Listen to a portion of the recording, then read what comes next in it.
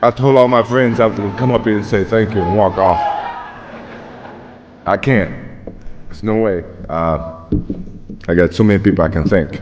In all the videos, you never just saw me. Saw Scottie Pippen. Every championship I won.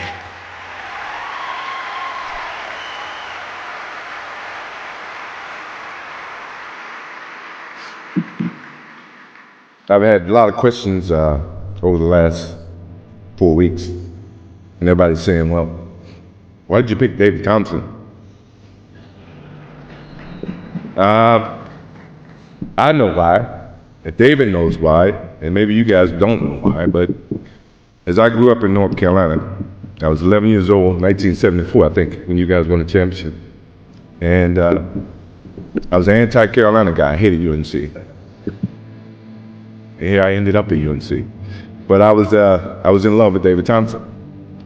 Not just for the game of basketball, but in terms of what he represented.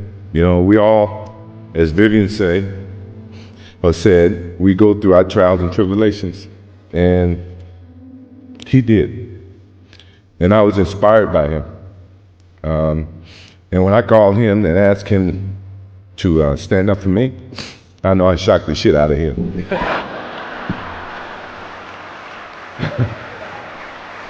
I know I did.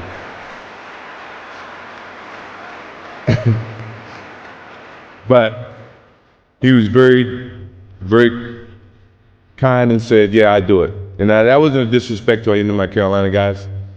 They all know that I'm true blue Carolina guy to the heart. You know, Coach Smith, Larry Brown, Sam Perkins, James Worthy, you know, all of those guys. Well, it all starts with my parents. You guys see all the highlights. What is it about me that you guys don't know?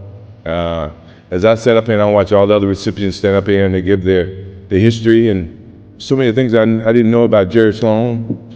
I know he lived on a farm, but I didn't know he was in a small classroom from first grade to the 8th grade. Even David Robinson, obviously I've known David for some time, and I found some things out about him, and even with John, I found some bad things or good things about him, and even Viv, I've known Viv for years, and her and my father and my mom spent a lot of time on the Nike trips, and I found out a lot of good things about her. But what about me that you guys don't know? I got two brothers, James and Larry. They're 5'4", 5'5" in height.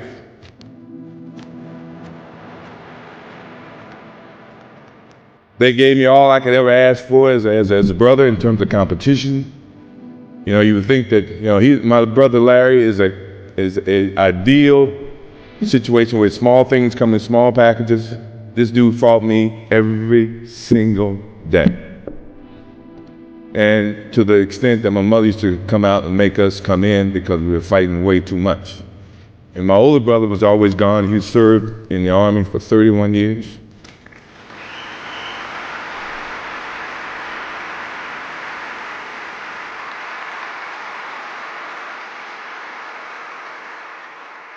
And the competition didn't stop there. My sister, who was 1 year younger than me, Roz, never wanted to be home by herself. She took classes, extra classes, to graduate from high school with me, to go to the University of North Carolina with me, and to graduate prior than me. And you guys sit and ask me where my competition or my competitive nature came from. It came from them. It came from my older sister. She was not here today, and my father, who's not here today, obviously he's with us and all of us. I mean, my competitive nature has gone a long way from the first time I picked up any sport. Baseball, football, ran track, basketball, anything that missed class, I played it. When you think about, so they started the fire in me. That fire started with my parents. And then, as I moved on in my career, people added wood to that fire. Coach Smith, what else can I say about him? He's a legendary in his, in the game of coaching.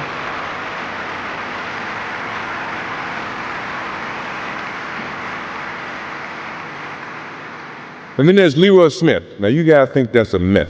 Leroy Smith was a guy, when I got cut, he made the team. on the varsity team, and he's here tonight. He's still the same 6'7" guy. He's not any bigger. His game is about the same. But he started the whole process for me because when he made the team and I didn't, I wanted to prove not just to Leroy Smith, not just to myself, but to the coach who actually picked Leroy over me. I wanted to make sure you understood you made a mistake, dude.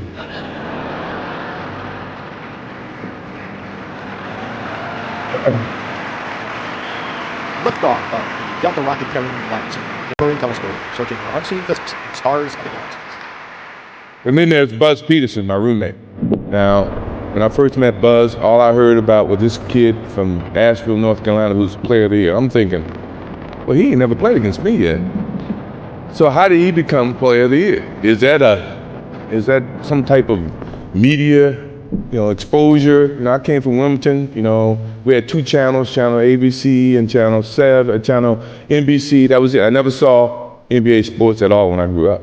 You didn't have CBS affiliation in North Carolina, in Wilmington. So Buzz Peterson became a dot on my board.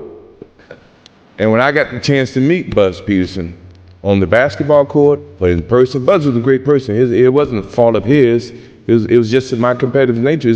I didn't think he could beat me or he was better than me as a basketball player. And he became my roommate. And from that point on, he became a focal point, not knowingly. He didn't know it. But he did. And Coach Smith, the day that he was on the Sports Illustrated and he named 4 starters and he didn't name me, that burned me up. Because I thought I belonged on that Sports Illustrated. Now, he had his own vision about giving a freshman that exposure, and I totally understand that, but from a basketball sense, I deserve to be on that Sports Illustrated, and he understands that. And it didn't stop there. My competitive nature went right into the pros. I get to the Bulls, which I was very proud that at the time Jerry Reinsdorf didn't own the team. It was another organization, and Rod Thorne drafted me. Kevin Lockett was my first coach. Kevin used to take practices and put me in the starting 5. And he'd make it a competitive thing where the losing team have to run. So now I'm on the winning team, and halfway in the game, halfway in the situation, he would switch me to the losing team. So I take that as a competitive thing by you trying to test me. And by 9 times out of 10, the second team would come back and win no matter what he did. So I appreciate Kevin Lockett for giving me that challenge, providing that type of fire within me. He threw another log on that fire for me. Jerry Reinsdorf. What else can I say? The next year I come back, I broke my foot. I was out for 65 games. And when I came back, I wanted to play. He and the doctors, they came up with this whole theory that you can only play 7 minutes a game, but I'm practicing 2 hours a day.